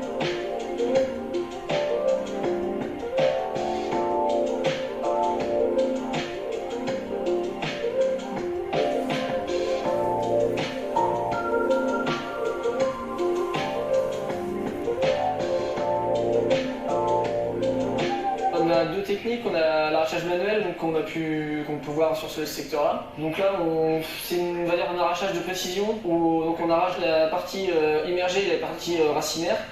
Et ensuite, on a la partie en arrachage mécanique. Donc c'est sur les herbiers plus ou moins historiques qui n'ont jamais été arrachés depuis que la jussie a paru sur la Vienne. Et du coup, là, c'est ce qu'on appelle le Mobitrack qui vient mécaniquement arracher des gros volumes qui est ensuite déposé en berge. Il y a des secteurs qui vont être plus compliqués pour l'arrachage de la jussie du fait de la présence d'arbres tombés dans le lit de la rivière, qui fait que quand des morceaux d'herbier qui sont en amont et qui ne sont pas forcément traités par d'autres syndicats ou vont se détacher et partir au fil de l'eau, ils vont s'accrocher dans les branches et là ils vont favoriser en fait le ralentissement du cours d'eau, l'envasement et le développement de nouveaux herbiers sur les berges. On va passer à la suite. Donc c'est le dernier exemple de plante invasive qui est très très fréquente chez nous, et entre autres à Saint-Gilles, c'est le chardon-marie. Chardon-marie parce qu'en fait c'est une espèce qui adore les lieux secs ensoleillés sur sol acide et elle a une diffusion qui est très très importante donc, en Europe du Sud, l'Asie occidentale, l'Afrique du Nord, Australie, Amérique du Nord. Donc c'est un chardon qui est extrêmement fréquent. Alors pourquoi chardon-marie? C'est en lien avec une légende mariale. Son nom latin, Silybum, désigne en latin et en grec un chardon comestible. Le qualificatif Marianum est lié à la Vierge Marie. Une légende veut que celle-ci, voyageant de Judée en Égypte pour échapper à Hérode, aurait caché l'enfant Jésus sous un bosquet de chardon où elle lui aurait donné le sein. Quelques gouttes de son lait tombèrent sur les feuilles, d'où les nervures blanches caractéristiques de cette espèce. Voilà pourquoi elle s'appelle chardon-marie. Donc voilà l'inflorescence du chardon, là elle est pratiquement en train de passer. Donc c'est une plante qui est bisannuelle, robuste, de grande taille. Donc les photos que je vous ferai voir, donc elle était pas du tout envahissante en hauteur. Aujourd'hui, elle est pratiquement à 2 mètres.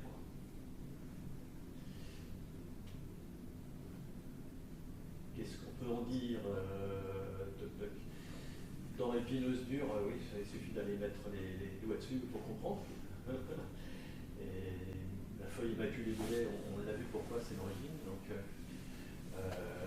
les chardons sont généralement adventistes, c'est-à-dire qu'elles viennent d'elles-mêmes. C'est-à-dire que quand il y a des friches, c'est le cas quand par exemple la DDE passe l'épareuse, où il n'y a plus rien, et ben, elle va revenir tout de suite.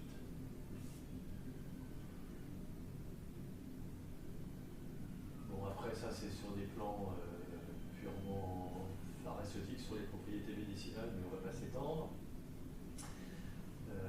Colonisation rapide, donc elle est capable d'envahir de larges espaces, on le verra demain, et puis sur les photos. En quelques saisons, elle peut étouffer d'autres espèces végétales moins résistantes. Appauvrissement de la biodiversité, bien sûr, parce qu'une prolifération empêche d'autres plantes de pousser, appauvrissant la diversité végétale. Poser des problèmes aux éleveurs, on comprend bien que les boutons ou les vaches ou autres, ils n'ont pas envie de se piquer, et donc elles vont délaisser ces espaces de pâture, et puis bien donc, à partir du moment où ils ne sont pas mangés, ça prolifère. Et des graines de chardon qui sont transportées par le vent, qui donc fait qu'elles se dispersent largement dans les champs, et devient concurrentielle avec les plantes cultivées, et donc les agriculteurs ne sont pas du tout contents de ça. Mais ce n'est pas pour autant qu'on les arrache.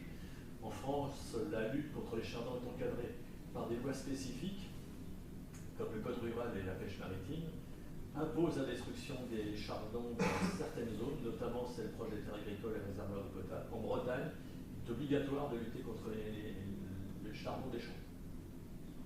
Et là, donc, c'est à la discrétion de chaque département de choisir ou non de lutter ou de laisser proliférer. Donc ça, je vous le donne en mille, autour de Saint-Gilles. En haut, c'est à Garon, sur la nouvelle zone artisanale. Et donc voilà, on a un immense cordon de chardon-marie qui là a été encore vert, qui maintenant donc, sont quasiment passés au jaune, et qui ont pris encore 1 mètre, 1,20 m de hauteur. En dessous, c'est sur le côté du stade, à Château-d'Espérance, un magnifique talus bourré de chardon-marie. Et là, c'est la balade de demain. Vous voyez de chaque côté, donc, ce que je vous disais, donc, quand les chardons sont encore bien verts, c'est la répulsive sur le côté gauche, le petit Rhône est à gauche en bas, et de chaque côté, le long de la rive, donc sur ce chemin-là, c'est encadré de linéaires de chardon-marie. Et aujourd'hui, maintenant, c'est quasiment sec, c'est jaune, donc il suffit d'une cigarette et ça prend feu. Hein? Donc c'est un allergène pour certains chardons.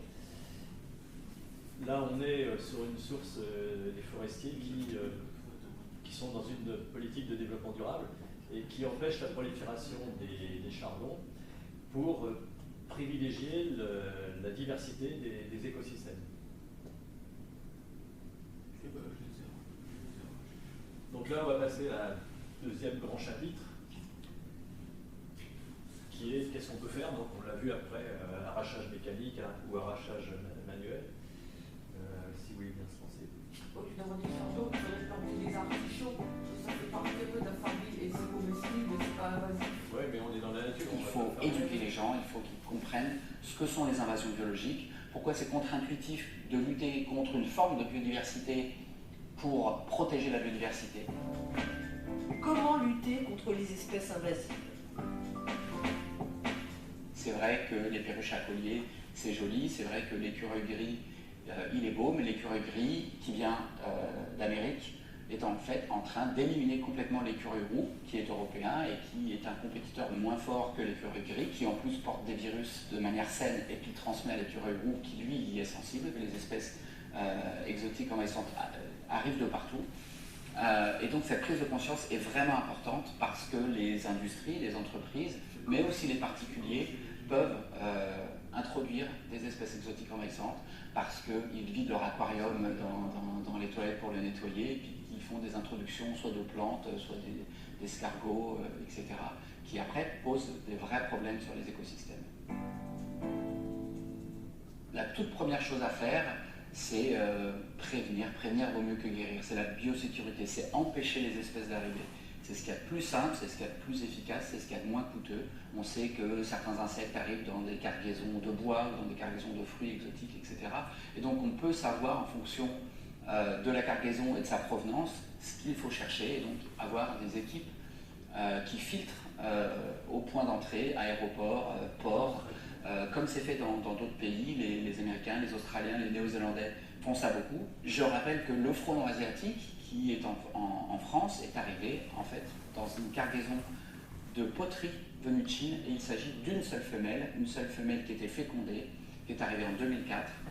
Et si on avait à l'époque passé juste un coup d'insecticide ou mis les poteries en quarantaine le temps que la femelle décède, on n'aurait pas eu cette invasion qui maintenant, 20 ans plus tard, couvre toute la France, plus les pays voisins de la France, y compris la Grande-Bretagne. La deuxième chose, c'est guérir. Si on est intervenu trop tard, on peut essayer de contrôler l'espèce exotique envahissante sur le territoire qu'elle a envahi, si ce territoire n'est pas trop grand. Ce qui est quand même beaucoup plus coûteux et beaucoup moins efficace.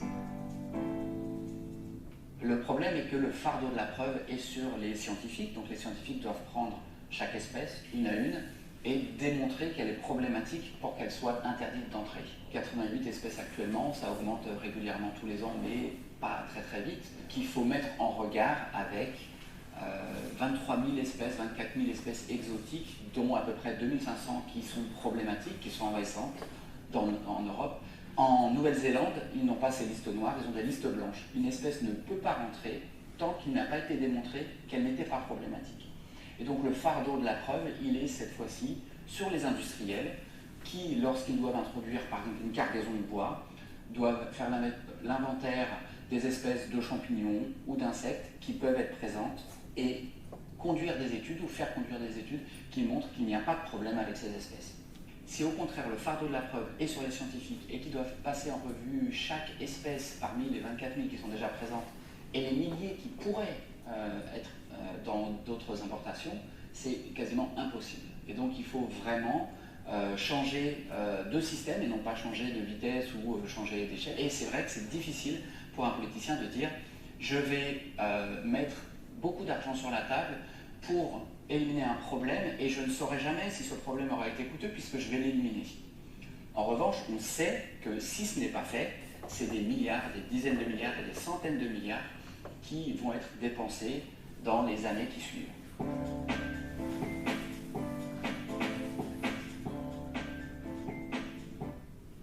Bon, ça c'est une bonne conclusion, je dirais. J'ai d'autres choses à vous montrer, on va passer rapidement, mais c'est quand même important donc, de le rappeler. 94 espèces invasives, ils sont réglementés, interdites à la vente, à l'achat ou au transport. Et au niveau international, il y a seulement 17% des pays qui ont adopté des stratégies nationales pour lutter contre les espèces invasives. Ça fait quand même un peu froid dans le dos quand on voit l'étendue de ce que ça signifie et d'invasion. Alors, je vais vous faire défiler un certain nombre de diapos qui sont des documents de référence que vous pouvez trouver sur Internet. Donc ça, c'est la stratégie nationale concernant les espèces exotiques envahissantes. Est-ce qu'il n'y a pas certains types de bambous, pas tous ceux qui deviennent très hauts et qui se multiplient facilement, qui sont considérés invasifs? Je ne peux pas vous répondre à la question. Je ne sais pas y répondre à votre question. Donc là, après, on a ici le conservatoire, donc la partie Occitanie, donc le CEN qui a donc établi en 2017, en 2021, pardon, la stratégie régionale des espèces envahissantes. On retrouve les espèces qu'on a pu voir. Il y a un plan d'action pour prévenir la propagation des espèces exotiques envahissantes au niveau du ministère 2022 jusqu'en 2030. Donc on a quand même c'est des plans d'action, après il faut les réaliser. Hein. Bon, je vais pas, j'avais déjà un petit peu parlé de ça, donc c'est ce que dit Franck Courchon dans l'interview, c'est-à-dire qu'il faut évoluer complètement sur les mentalités et faire qu'effectivement, d'une part, je parlais du bouquin de François Rabad. Il n'y avait pas des prescriptions qui étaient faites, mais tout ce qui est écrit dans ce bouquin en 1974 sur les pesticides, sur les atteintes à la biosphère et autres, il n'y a rien qui a été appliqué. Les scientifiques ils peuvent bosser, ils font plein de recherches. La preuve, j'en ai montré ce qu'on sait sur les faits, et il n'y a rien qui est fait. Donc, là, c'est des pratiques qui sont importantes, c'est de se renseigner sur les listes d'espèces invasives. Je vais vous faire voir comment on peut le faire. La notion des tiges, parce qu'effectivement, mon bébé, je marche. Il n'y a pas que les végétaux, il y a les animaux, comme j'ai pu le montrer. Donc il faut privilégier les espèces locales dans les jardins. Ne pas jeter de plantes issues de bassins d'aquarium directement dans le milieu naturel, parce qu'effectivement, il suffit d'une petite... vous coupez une grippe de sorcière, vous la relâchez sur un littoral, elle va proliférer. Il faut éviter de rapporter des graines et des plantes en souvenir de voyage à l'étranger. Alors maintenant, c'est même strictement interdit. Et il y a des espèces qui sont interdites à l'introduction. Alors ça peut passer dans les poches ou dans les valises, mais bon. Et donc, quand vous constatez qu'une plante prolifère dans votre jardin, il faut la tailler, il faut la réduire. Et conseiller de réaliser la taille avant la floraison pour empêcher sa dispersion. On l'a vu pour l'herbe de la pampa, par exemple. Pour les espèces à multiplication végétative comme le bambou, l'allongement des tiges des racines, pensez à mettre en place un système les empêchant de se propager. Donc la mise en pot, enfoncement dans les barrières, il ne faut absolument pas qu'elles débordent dans d'autres espaces et autres. Là, on a discuté à midi avec des gens qui diffusent largement la grippe de sorcière qu'ils ont dans leur jardin parce que c'est beau. Alors quand ça ne sort pas du jardin, ok, c'est beau, mais quand ça va dans la nature, c'est la cata. Donc voilà, ça reprend ce que je disais, donc nettoyer les bottes, les équipements, les pneus des engins, les voitures. Donc effectivement, c'est une des sources aussi de contamination. Et voilà, ça c'est un site qui est malheureusement difficilement accessible pour des gens qui ne sont pas vraiment au fait des noms latins des espèces. Ici, je l'ai choisi volontairement parce qu'effectivement, il y a sur Saint-Gilles des projets de végétalisation en ville et la bignonne, la jasmin de Virginie, est une espèce qui est ici en région PACA et en Corse et en Occitanie une invasive. Et on la diffuse largement. Donc ça, c'est un outil qui est disponible sur le net, qui s'appelle donc un inventaire méditerranéen de la flore. Il y a aussi la même chose sur les végétaux. Donc ça, c'est un guide qui est à disposition sur Internet, qui est plantant local du massif méditerranéen au massif alpin. Et il est très bien fait. Et il répertorie un certain nombre de producteurs. Là, c'est, si vous voulez vous documenter sur les espèces qui menacent la biodiversité, sur les enjeux et impacts, comme j'ai pu le mentionner, donc sur le coût que ça a, et les atteintes à un certain nombre d'espèces. Ça, vous l'avez déjà vu tout à l'heure, c'est le même site, donc INMED Flore. Là, c'est un glossaire qui est relatif aux invasions biologiques en Méditerranée, si vous avez besoin de vous documenter.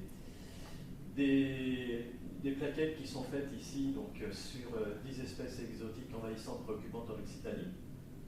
Vous verrez qu'il y a un certain nombre d'espèces dont je n'ai pas parlé, parce que l'Occitanie, y compris des massifs montagneux, il y a aussi des plaines, j'ai parlé surtout du littoral.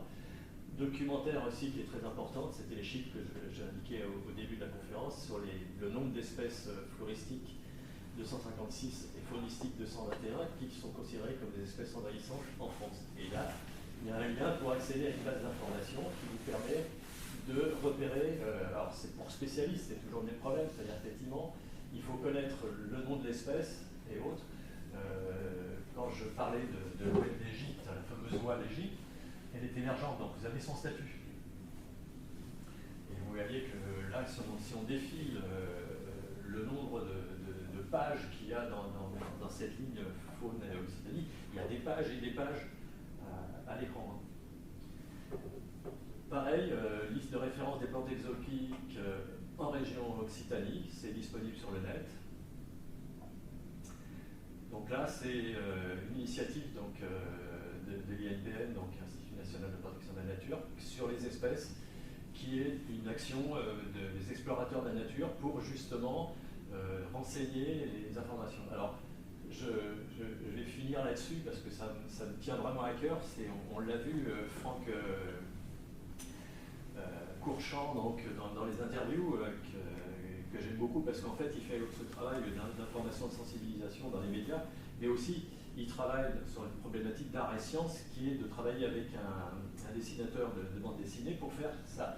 Donc, La guerre des fourmis, c'est un bouquin en bande dessinée qu'il a réalisé et j'en ai mis quelques extraits de pages. Donc là, 19 espèces de fourmis dites envahissantes. Donc c'est une bande dessinée, donc ça peut être vachement bien pour sensibiliser les gamins. Alors il faut qu'ils sachent lire déjà, mais on apprend énormément de choses sur ces fourmis, et entre autres qu'elles sont capables d'attaquer les crabes et de les bouffer, quoi. Donc Héritage du dodo, c'est l'autre bande dessinée, mais là le gros intérêt de cette bande dessinée, c'est qu'elle est en ligne. Et chaque semaine, il publie, chaque semaine, je crois que c'est plus tout à fait, si c'est comme chaque semaine, Héritage du dodo, c'est donc un épisode toutes les semaines qui est en ligne, qui est gratuit, et il est publié jusqu'au 10 juillet. Et ça fera l'objet d'une publication. Donc vous l'avez en ligne. Donc Mathieu Guetti, qui est le dessinateur, et Franck Courchamp, directeur de recherche au CNRS. Voilà, bon, je vais m'arrêter là, parce que c'était un tour d'horizon un peu long, mais c'était quand même le but du jeu de vous montrer un peu ce qu'on peut voir. Et puis, je ne sais pas si vous êtes disponible demain et si ça vous intéresse. Ça partait au départ d'où ? On partira donc à 10h, le rendez-vous est à 10h sur le bord du canal de Saint-Gilles, à hauteur du pont, du côté aval, à hauteur des vignerons créateurs. C'est facile pour se repérer. C'est l'artifice. Le 14 juillet, non, le 14 juillet, il est tiré de l'autre côté. Ah, c'est pas du côté des bateaux. Hein, il y a des bateaux de l'autre côté. Mais c'est le côté aval. C'est-à-dire que quand vous êtes au pont, vous mettez votre dos, il faut poser le pont de dos vers l'aval. Et là, donc, à partir de là, on ira faire une petite balade pour voir les zones qui ont été coupées, puis donc on verra le charbon-marie, on verra les cannes de Provence, on prendra les voitures et on ira au bord du Petit Rhône après le pont, on se garera là, et on verra les étendues de Cannes de Provence. Puis on reprendra les voitures et on ira à Salier, et pas du côté Albaron-Aigues-Mortes, mais en face, où là je vous ferai voir deux autres espèces qui sont la Morpha fructuosa, celle-là, qui là est maintenant à cette hauteur-là, quoi. C'est pas énorme. J'ai des photos, je les ai pas mises dans la présentation. C'est un arbre qui est aussi pareil, touffu, quoi. C'est incroyable ce que ça peut pousser, quoi. Et puis là, le charbon-marie, on verra où là, c'est là partout. Donc c'est quel parking où il faut... Le parking, c'est le long du canal. Il n'y a pas de parking vraiment, c'est le long du canal, de chaque côté. J'espère que, comme il y a le marché, il n'y aura pas trop d'invasion. Quand on vient dans l'île, on tourne à droite. En venant d'où? Comment? En venant d'où? En ville de Saint-Gilles. Oui, mais venant d'où du côté Nîmes ou du côté de Bellegarde? Donc vous allez arriver dans le centre-ville, vous allez tourner à gauche pour reprendre en direction du canal. Alors, ce que vous pouvez faire à ce moment-là, c'est avant de prendre le pont, prenez la petite route qui est juste en bas du pont et vous prenez là. Et c'est là où vous allez trouver le mignon créateur.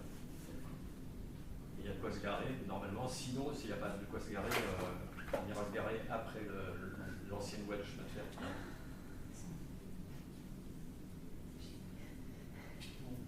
Désolé d'avoir été aussi long, mais il y avait des choses à dire sur la région. Quoi. Ce qui est intéressant, c'est quand même de faire le tour des espèces, notamment le charbon par exemple. Ah oui, oui. Pour moi, c'était intéressant de montrer ce côté envahissant parce que vous n'allez pas regarder le paysage comme avant. Quoi. Non.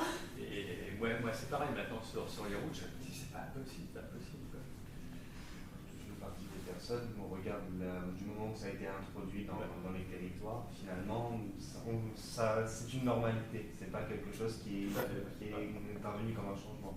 Non. Moi j'ai toujours vu ça. Et le côté massif, donc là, le choix que j'ai fait, c'était de présenter des espèces qu'on est susceptible de rencontrer. Bon après, sur la faune, c'est un peu limite quand même, l'écureuil de Pallas. Je l'ai cité parce qu'il est présent à Entresins, donc la Crau, elle n'est pas loin. Quoi. Mais par exemple, sur la route du château d'Espérance, le fait de voir les herbes de la Pampa là, quand ils vont être fleuris, on est où là? Mais en plus, il y a quand même un souci de législation et de méconnaissance des fois quand il y a des projets de renaturalisation ou perso quand ça dépend. Quand vous parlez de renaturalisation... Pas de renaturalisation, de naturalisation de la part des mairies notamment de faire... Comment ils disent faire du... Oui. On a une municipalité qui est au niveau service environnement et très vigilante sur les questions de biodiversité. Hein. Et j'aurais aimé qu'il soit là, effectivement, parce que je ne l'ai pas mis dedans parce que je me suis dit que ça ne sera pas le public autre, mais il y a une partie sur les professionnels, il y a un guide aussi, et qui n'a pas été actualisé.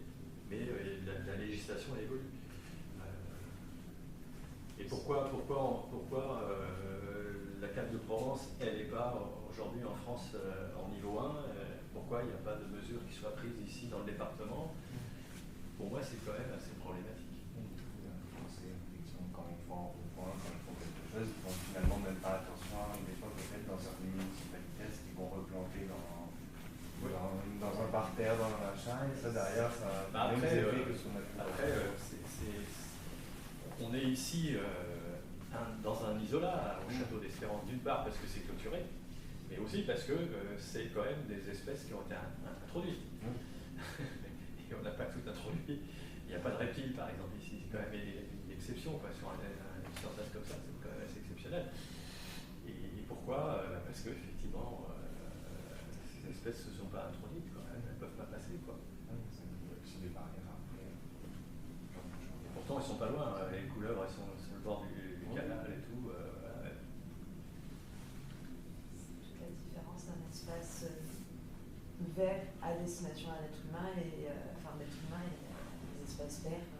Et puis, qu'on le veuille ou non, il n'y a pas de fréquentation humaine, donc ça a des dérangements. Attention, il y a une sélection qui est de fait, de la présence ici, qui est faite sur le milieu.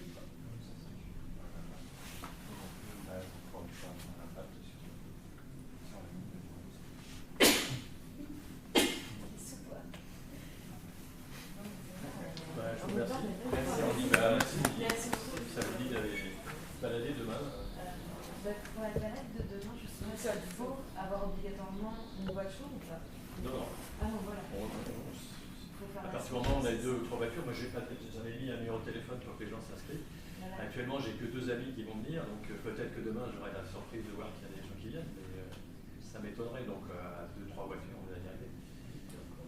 Donc il n'y a pas besoin au final de s'inscrire ou de... Non, si vous me dites que vous envisagez d'être là demain, je vous attends. Ça me permettra de voir un nouveau... Après, je peux aussi vous donner mon numéro de téléphone si vous voulez.